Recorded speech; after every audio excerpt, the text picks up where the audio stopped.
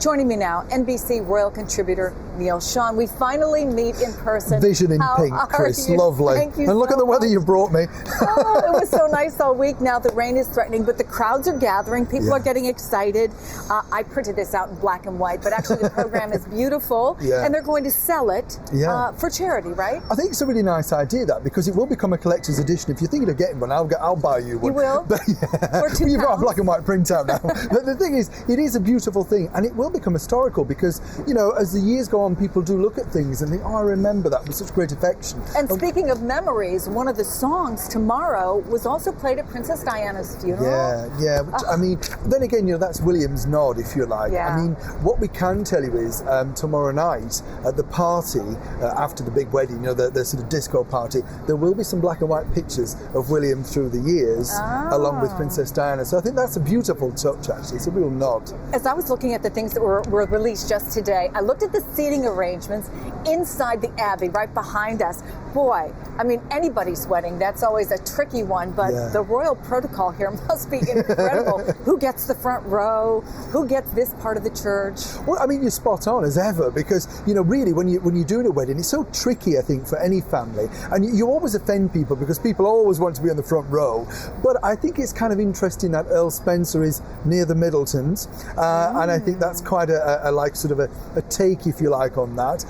You know, when you look at what's inside the Abbey now, I think people won't maybe tomorrow focus so much on whether these battling families of wills and stuff, just about how beautiful it actually looks inside. And I think, you know, they've created a fairy tale picture for the world. All right, we have to talk about the dress, because we're all still dying to know. They released these pictures of dress bags, and everybody went crazy saying, could the dress be hidden in there? One designer said, it's not me. I know you know something. Tell us, what does the dress look like? The bags that you saw going into the Gorin Hotel on that footage are for a party tonight, right? They're not the actual dress. But I think it's a real tease for you girls, Chris, because all the women will be like there with binoculars thinking, can I see? What will it look like? I think it's going to be so beautiful when eventually we see it. But there is a rumour circulating just before I came here to the studio that she's going to wear, you'll be able to describe this better than me, one of those big wedding coats, you know, that sort of covers it. So we can't see the dress. So then you take it off. But I think they look very movie star glamorous. It's well, great but when look. she comes out of the hotel, they said they don't want them to be able to see the dress there, not until they get here to Westminster And Prince Abbey. William's going to be aside, so he won't see it on the screens either. So when they do bring him back out to stand next to her, that's the first. Isn't that romantic? His first view will be down the aisle. It brings a tear to an eye. Neil Sean, it is so great to have you here. We'll talk to you tomorrow Can't as well. wait. Thank you so much. Royal watcher and NBC contributor Neil Sean is at Westminster Abbey with me now. Now, Neil, if a young modern woman in this day and age vows to obey at her wedding, aren't you skeptical? You know, you're my very own princess, as you know, Contessa, and I personally feel that it's kind of a break for society, if you like. She's been a very modern girl, and I can tell you that Prince William is not too bothered whether she obeys or not. I mean, the bottom line is it's very old-fashioned, quite outdated, and they are a modern couple. The first royal couple to live together before marriage, in fact, so they've broken already a few boundaries.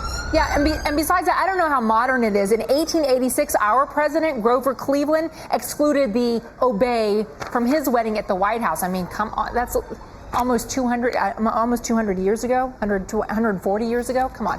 Okay, let's talk about. It's strange how it came back in fashion, you see. This is the thing. Came in fashion, gone out of fashion. It'll come back again. You think? I'm keeping my fingers crossed. I don't know about that. All right, let's talk about all the people who are showing up. Number one, there's all the people outside. Is anybody dressed up already in the big hats and the fancy stuff outside of the Abbey?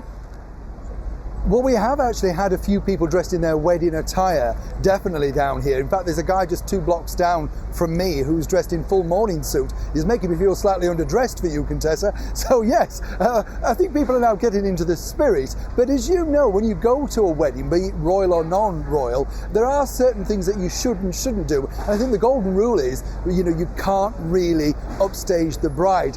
Bit of gossip though, Chelsea Davy apparently has got 2 outfits, one for the day, one for the evening bash, and I think that's wrong. She should just be in the one dress because she could be kind of trying to upstage her, don't you think?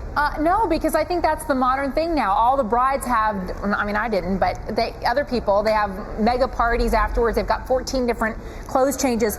You know, there's a picture of Elizabeth Hurley. We have her in white. Now, she apparently at one point did wear white to a wedding. Is that still a no-no? Well, particularly here in Britain, definitely, because, you know, that is the bride's prerogative. And I think if you did that, you're definitely looking to upstage. And I think it's a little bit cruel because if you're a micro-celebrity like Elizabeth Hurley, and even if you turn up to a non-celebrity's wedding, you know the focus is going to be on you. So it should be about dressing down, possibly wearing a hat that isn't really covering your face, not like Alexis Carrington-Colby in Dynasty where you've got a veil looking mysterious. You should look, you know, you want to keep all the face clear so that you can actually see what's going on. And of course, really the focus just should be solely on the bride looking beautiful. You know, that's so hard for the rest of the women who are accustomed to grabbing some of the attention themselves. But on this day, when the princess is getting married, you know, I understand maybe not the formal title, but still, you know, the chances that anyone's going to upstage her are slim to, I would say, none. Neil, thank you. A real pleasure. Take care.